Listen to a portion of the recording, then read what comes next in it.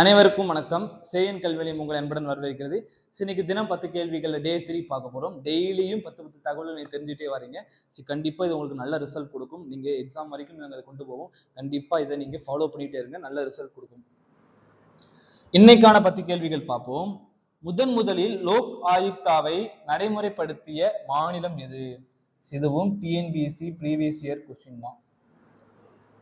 மாசு தடுப்பு மற்றும் கட்டுப்பாட்டு சட்டம் இயற்றப்பட்ட ஆண்டு? தமிழ்நாட்டின் வெளிவந்த முதல் நாளிதழ் எது? இது முக்கியமான கேள்வி. எங்கள் காங்கிரஸ் யாத்திரை என்ற நூலை எழுதியவர் யார்? சென்னையில் நடைபெற்ற காங்கிரஸ் மாநாட்டில் கலந்து கொண்ட பிரதிநிதிகள் எண்ணிக்கை? 21வது சட்ட திருத்தத்தின் மூலம் 8வது அட்டவணையில் சேர்க்கப்பட்ட மொழி? 16வது நிதிக்குழுவின் தலைவர் யார்? உழவர் கடன் அட்டை திட்டம் எந்த ஆண்டு தொடங்கப்பட்டது? இதுவும் டிஎன்பிஎஸ்சில கேட்டிருக்கிறாங்க. மதுரை காந்தி என்று அழைக்கப்பட்டவர் யார்? டிஜிட்டல் இந்தியா பிரச்சாரம் துவங்கப்பட்ட ஆண்டு? இதுவும் டிஎன்பிஎஸ்சியோட ப்ரீவியஸ் இயர் கொஸ்டின். இப்ப 10 கேள்விக்கான விடைகள் பார்ப்போம். இந்த 10 கேள்விகளும் நீங்க நான் சொல்ல நீங்க பார்த்துட்டு வரீங்க. இந்த 10 கேள்விகளுக்கு விடைகள் தெரிஞ்சிருச்சுன்னா நீங்க கமெண்ட் பண்ணுங்க. 10 கேள்வி எனக்கு தெரியும், 10 கேள்வியும் சார் கமெண்ட் பண்ணுங்க. உங்களுக்கு தெரிஞ்ச கேள்வியெல்லாம் கமெண்ட் பண்ணுங்க. அதுக்கப்புறம் நீங்க ஆன்சர் பண்ணுங்க. உங்களுக்கு ரொம்ப யூஸ்ஃபுல்லா இருக்கும். முதலில் லோக் ஆயுக்தாவை நடைமுறைப்படுத்திய மாநிலம் மகாராஷ்டிரா 1971. மாசு மற்றும் கட்டுப்பாட்டு சட்டம் இயற்றப்பட்ட ஆண்டு 1974.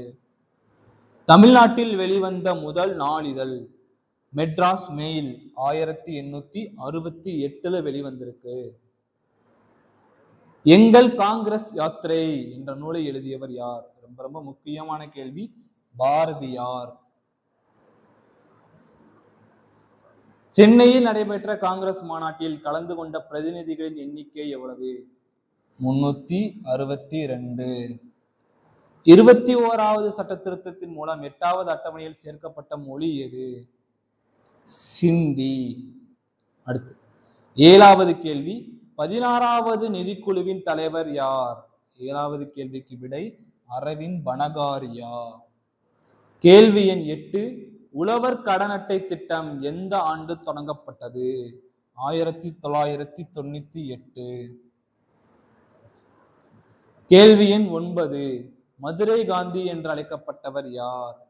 NMR சுப்பராமன். கேள்வி எண் 10. டிஜிட்டல் இந்தியா பிரச்சாரம் துவங்கப்பட்ட ஆண்டு 2015. இன்றைக்கான 10 கேள்விகள் பார்த்தோம். இந்த 10 கேள்வியும் தெரிஞ்சவங்க நான் சொல்லையிலேயே கமெண்ட் பண்ணுங்க. இதுல ஏதாச்சும் உங்களுக்கு தெரியாத தகவல் இருந்தால் ஒரு நோட்டு போட்டு வரிசை எழுதிட்டுவாங்க. இதனால நீங்க நிறைய தெரிஞ்சுக்கலாம். இது எல்லாம் ஜஸ்ட் ஒரு ரிலாக்ஸேஷன் டைத்தில் நீங்க பண்ணாலே உங்களுக்கு இது பெரிய ரிசல்ட் கொடுக்க போகுது. இப்போ மதிய நேரத்தில் படிச்சுட்டு இருக்கோம், தூங்குறோம், இந்த வீடியோ பார்த்து டெய்லி 10 தகவல் என்ன அப்படிங்கிறத தெரிஞ்சுக்கலாம். இது உங்களுக்கு ரொம்ப ஹெல்ப்ஃபுல்லாக இருக்கும். நன்றி.